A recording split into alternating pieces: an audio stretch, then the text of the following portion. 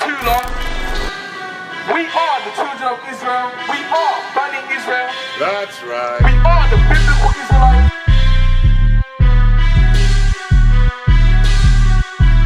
Well, so we can come out of this captivity and start worshipping God as we're intended to.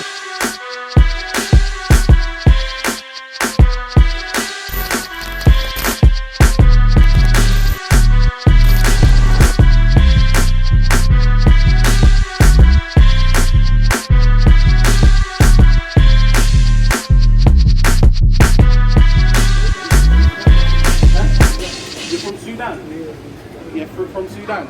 Now I don't know if you know this. Do you believe in God? What? Do you have a religion? What's your religion? So you're Muslim, and you've been taught that from when you grew up, right? From when you were born. You've been on the Muslim. You've been Islam, on the Islam. Yeah, I don't follow Islam. Yeah. You don't follow Islam. Oh, you follow? Okay. So now I don't know if you know in the scriptures, even in the Quran. In the Quran, you believe in the Bible, don't you? You believe in Moses, Musa. You believe in who the world calls Jesus. What you call him, Isa. Yeah. So all of these things are written in the book, but also in the book that you call the Injil. It's written about people, and the people in the book are the children of Israel. The Quran calls them Bani Israel. Bani Israel. They're the children of Ibrahim, Isaac, and Jacob and Jacob. Yeah. So that's who Bani Israel is. Now the whole book that you read, what you call Injil or Torah, what we call Torah, the Bible, is about a people Bani Israel. And who does Islam? In Islam, who do you say Bani Israel is? Who are they? They're Israel, yeah, but where are they now? Do they exist?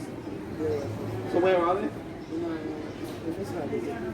And that's what I'm saying. So that's a misconception. So the people that they say are in Israel now, they are called converts, which means they took on something that wasn't there. They changed into that religion. So you know, if someone reverts to Islam, or someone converts, they took on a religion that didn't belong to them. They took on a culture. Yeah, they took on a culture, and they made a religion out of it. So the real Bani Israel is the children of Israel who were scattered to the four corners of the world.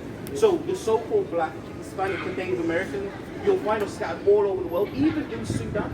Because if you look at ancient cartography maps, have you got a map? Get a map of yeah. The word Sudan comes from it's a compound word. Mm-hmm.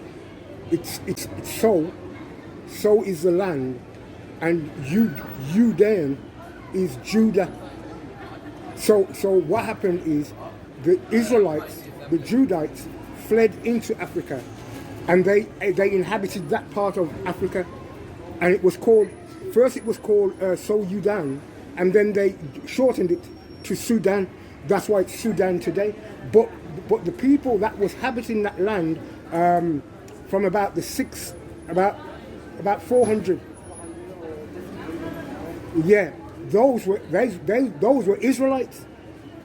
They were Israelites. They were Bani Israel, right? Bani Israel, and then what happened is that the European powers came into Africa because they were at war with Jerusalem, and then they pushed them further west. So on the northwest coast of Africa, where you have Nigeria, you have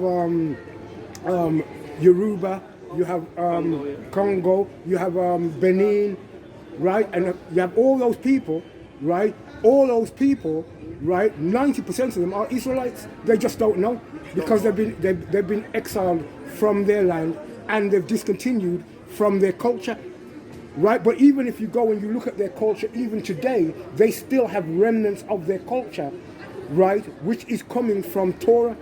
Right? They keep certain feasts. They don't call them the feast as we call them in the ancient days. They've got new names now, but it's still the same culture.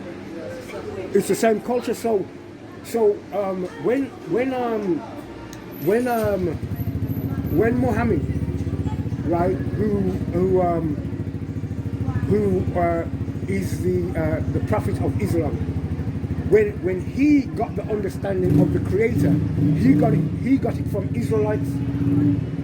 right? They taught him because Muhammad was an Ishmaelite. Yeah, give him some, the Muslims. He was an Ishmaelite, right? And what happened is he came across Israelites, just like how we teach, how we're preaching, right? And we've got our books open, right? And they explained to him he's of the seed of Ishmael, and that Ishmael was blessed. Ishmael would have 12 kings, 12 kings, right? And they become a mighty nation. Now, he took that message, right, back to the Arabs who were Ishmaelites, because the Arabs were serving, they were serving 365 gods, a god for every day, and Muhammad taught them that there's only one God.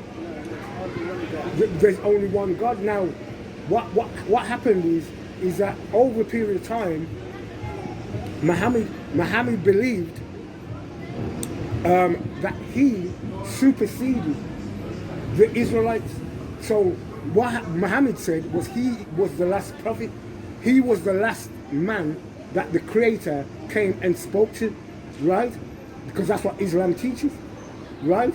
But the problem with that is that when you read the Injil or the Torah, the Creator says that He makes prophets, and His prophets would come from the seed of Israel, right? Not from any other nation, right? So for Muhammad to be a prophet, right, first thing would have to happen, that would have to be written in the writings of the prophets. That means in the writings of Moses, in the writings of Abraham, in the writings of Isaac, in the writings of Ezekiel, Jeremiah, Amos, Nahum. I'm just going to show him on the map where Sudan is. Okay. Or where so you look on here, it's an ancient map. Yeah, so that's S, so, that. So, and that's where the ancient original name for Sudan, that's where Sudan comes from. So all they're going to shorten it into Sudan instead of so you. Yeah, that's what they're just shortening it down. But that's what I'm saying, it's highly probable that, like my Aldo was saying, that we were scattered amongst a lot of Africa. So a lot of people in where you come from, or where your ancestors come from, would be Israelites as well. Yeah, but the thing is that we as a people, we were conquered, and when Islam rose up, they came in and they forced us to follow Islam. But we are not Islamists. We're not Muslim. We are a nation of our own, right? But Islam is a religion. We are not religious. Our book is not religious. It's our book has law, statutes, and commandment to govern a nation of people. It's our constitution, how we treat one another, what laws, what do you do pertaining anything that somebody might do, any transgression somebody might do in the land or with their brother or with their family, right? That's what our book constitutes. It's not a religion. It's not a religion. And what's happened is Islam under Muhammad, right, who took our writings and they turned it and formed it into a religion, right, and called it Islam. And then they said, because at one point they knew and they taught that the holy place was in Jerusalem, but then later on they changed from Jerusalem to Mecca. To Mecca. They changed it. But that wasn't the original holy place. But you're going to go into the history, into the Islamic history, to find this all out, because they're not going to tell you. They're only going to teach you the religion. They're not going to tell you the history, right? But in the history, teaches you what the religion is about, because the history is the foundation of the religion. And Islam wasn't qualified until 600 AD. After it's a new religion. It's the newest religion. It's the newest religion on the planet. And that's why they look, because when you speak to someone who's Muslim and they're trying to like put it in a positive light, they always say it's the fastest growing, it's the fastest. Of course, it's the fastest growing. It's the newest one.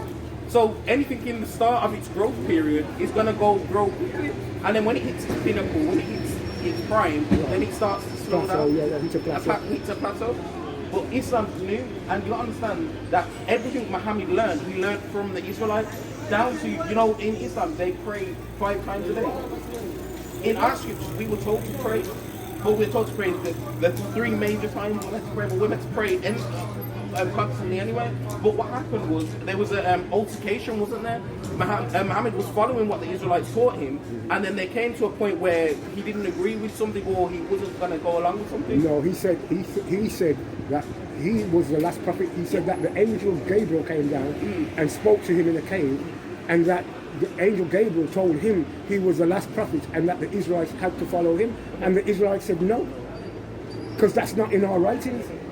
That's not in our writings. So because of that, they had a war or came against Israelites.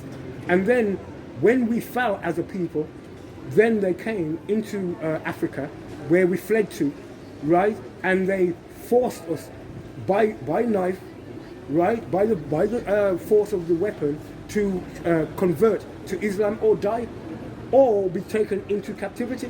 So we only had 3 choices: either convert, die, or go into captivity. So Muhammad had a black slave. You know what I mean? Muhammad had a black slave. Yeah, black slave.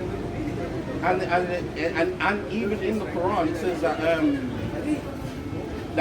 in the end time there's going to be people hiding behind the rocks, and then the rocks are going to tell on them, saying that the Jews are going to be hiding behind rocks, because a lot of the time people won't go to those hadiths, they won't go to those surahs. They're going to quote what they want you to hear, the ones that sound nice. But you have to do the history yourself. You have to research it. Yeah, because the thing is, if you're an Israelite, right, by blood, not by you believing, by blood, because Abraham had Isaac, that's blood. Isaac had Jacob, that's blood, and Jacob had 12 sons, and his name was changed to Israel, and those 12 sons were called Israelites, which means son of Jacob, right? Now, if you're a blood descendant of Abraham, Isaac, and Jacob, and the Messiah comes back, our Messiah, who Islam calls Isa, and he catches you keeping Islam, he's going to put you to death. It's not your culture. It's not what the Most High brought you on the earth to do, right? So what will happen is you will be judged for that, right? Because when Messiah comes back, he's coming back for those who believe in, who know who they are, and who believe in the Creator, and who does do the actual things the Creator has told him to do. Because there's literal things you have to do. This ain't no religion. This ain't no religious thing. This is things you have to literally do. Like you can't eat pork. You can't eat pork, and that's in Islam, right? But in Islam they still allow you to eat shrimp, Lobster, crab. shrimp, lobster, crab, and in the Middle East they eat camel. They eat camel meat, right? All those are unclean animals. They're unclean. They are unclean, and when you eat them, they damage the body. They damage the body, and that's why the Creator says that those things are unclean to you, not because He doesn't want you to eat them. It's because they damage the temple. And when the Creator made the temple, He made us to have enough sense to know that we should not damage our bodies, right? Because our bodies is the temple of the Creator, and our bodies is what He uses to disseminate His word on earth, right? So therefore, if in Islam they're still eating things which are what you call it again, haram. If they're still eating things which are haram, right? If they're still doing those things, then they're not following the Creator. They're not following the Creator. They're not following the God of Abraham, Isaac, and Jacob. They might be following a God, but it's not the God of Abraham, Isaac, and Jacob, because the God of Abraham, Isaac, and Jacob has given specific instructions. And those who love the God of Abraham, Isaac, and Jacob will follow those specific instructions, not do what they think or what the people want, or do what they feel like they want to do. Abraham didn't do what he wanted to do. Abraham did what the Creator told him to do. Isaac didn't do what he wanted to do. The Creator told him to do something, and he would do it. Jacob didn't do what he wanted to do. The Creator told Jacob to do something, and he did what the Creator told him to do. So anybody who's teaching anything different than Abraham, Isaac, and Jacob, it's not the God of Abraham, Isaac, and Jacob. And it might seem like it might sound good to the ears, because some things sound good, you know, because what they do, they take the words of the Creator and then they cover it with love, love, love, love, love, or they cover it with, oh, we are all one, and if that person isn't part of us, then they're excluded. So you have this what you call again, fellowship thing going on. It has nothing to do with following the Creator. It has nothing to do with following the Creator, because I've seen many times, like somebody might be talking to Muslims, right? There might be a couple of Muslims, might be one or two people that don't believe in that, and as soon as things get heated, those who believe in Islam, who are Muslims, they want to fight them. They want to fight them, and the point is this: you can disagree with us. We're not going to fight you, because there's one who fights for us. We're not going to fight you. We don't need to, because there's one who fights for us, and it's not. He's not a man. He's not a man. So we don't need to raise our hands to anybody. Why would I need to fight for a God who is all powerful and all knowing? Why would he need me to do that?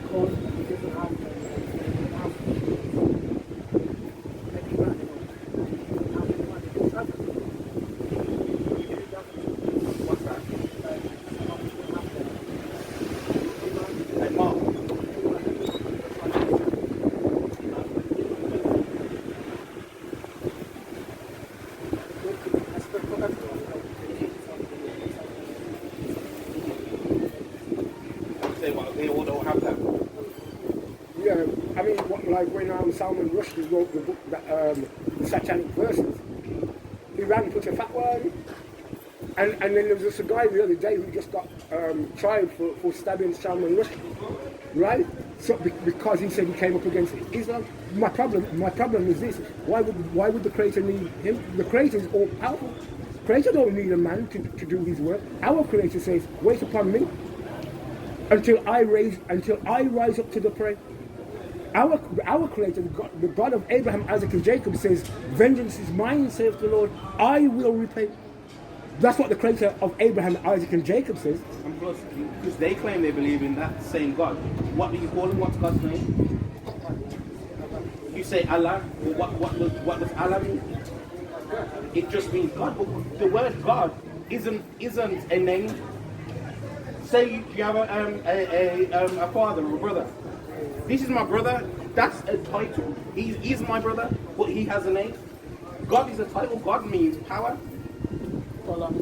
Yeah, Allah means power. It's a Hebrew word. Yeah, it's a Hebrew word. You know,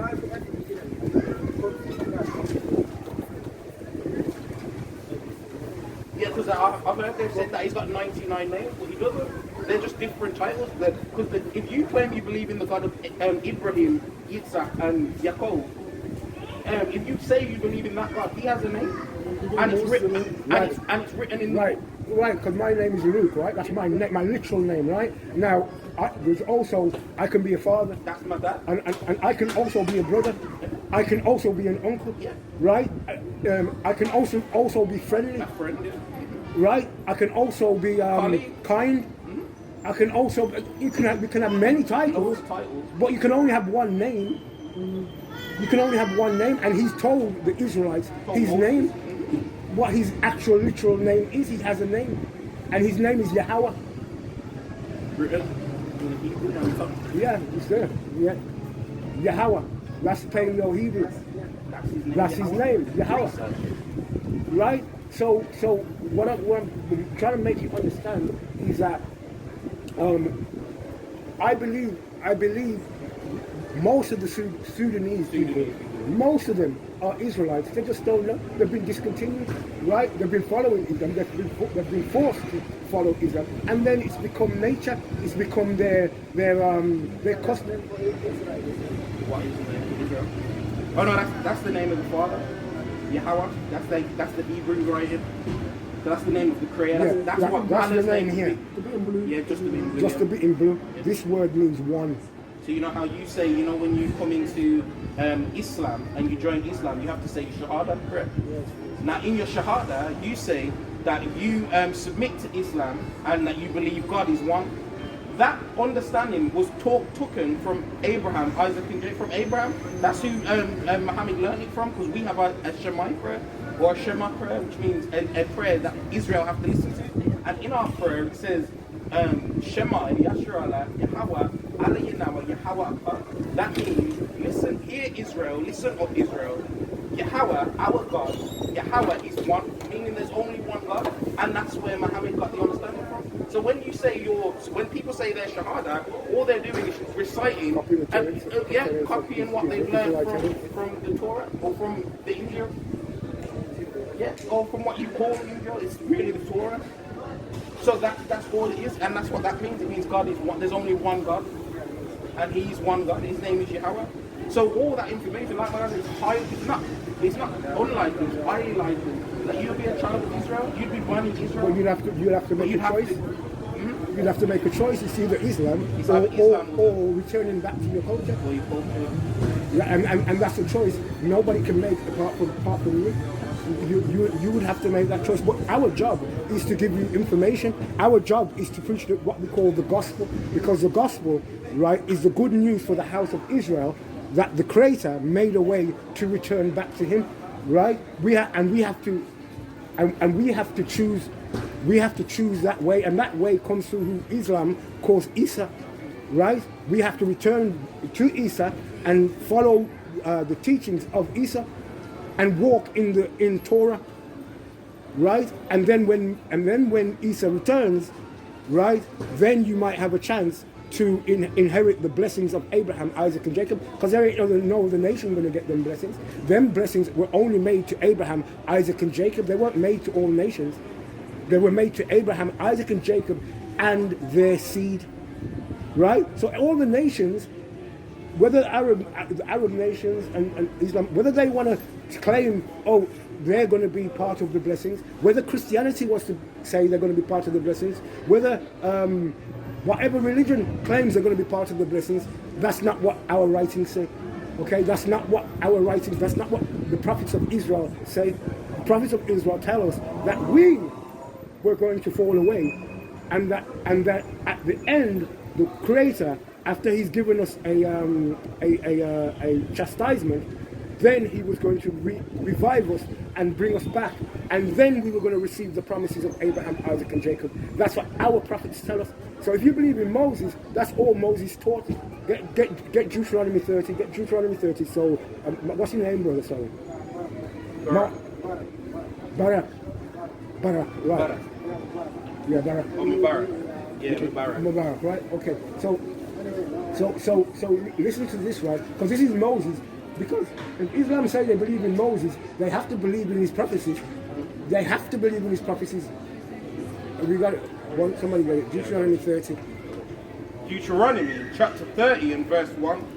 And it shall come to pass, when all these things are come upon thee, the blessing and the curse which I have set before thee, and thou shalt call them to mind among all the nations whither the Lord thy God hath driven thee, and shalt return unto the Lord thy God, and shalt obey his voice, according to all that I command thee this day, thou and thy children with all thine heart.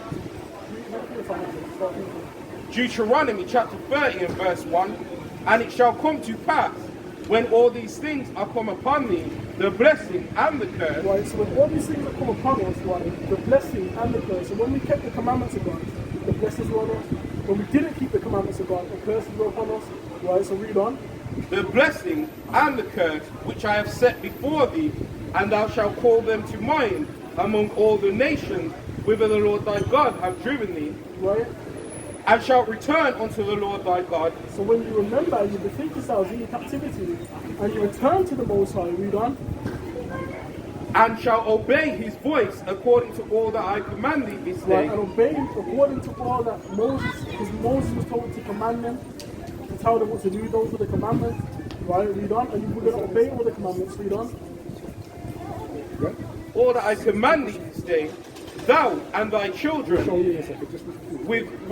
thou and thy children with all thine heart, and with all thy soul, that then the Lord thy God will turn thy captivity and have compassion upon thee. Right, that then when you turn back to him with your heart, mind, body and soul, us and our children, then he'll start to turn our captivity, right, back to the homeland with the great land he gave to our fathers. Right, so read on. With all thy soul, that then the Lord thy God will turn thy captivity and have compassion on thee, and will return and gather thee from all nations whither the Lord thy God have scattered thee. If any of thine be driven out unto the outmost parts of heaven, from thence will he fetch thee. Right, so even if we're scattered to the furthest parts of the heavens, right, he said he's gonna bring us back. Right, and that's why the next Exodus that's coming, right, when we're being gathered together, is going to be greater than the last. It's going to be greater than the last, right? Right, and you see, this guy here is from Sudan, right? And he could, there's a 90% chance he could be an Israelite, right? But guess what? We were forced into that religion, right? And now the thing is, for him to come out of it, it's hard. It's going to be hard work because it's ingrained within himself, within his psyche, within his own family, within his own circle of family and things like that, and friends and all that. That's why the Most High makes it important that when we have children, we teach them from when they're young, because then they won't be able to be broken out of it. Right, so it's a sad one. It's really sad. Because he still has the spirit to stay and listen. Right. Really sad one. Because you can see you had the spirit to listen. But to break through that barrier, it's hard, man. It's hard, and that's what the preaching of the gospel is about. And who knows? All we can do is pray for him, and pray that the Most High, he takes that seed and the Most High waters it. You know, we can only pray because at the end of the day, it's all down to the Most High and what the Most High wants anyway. You know.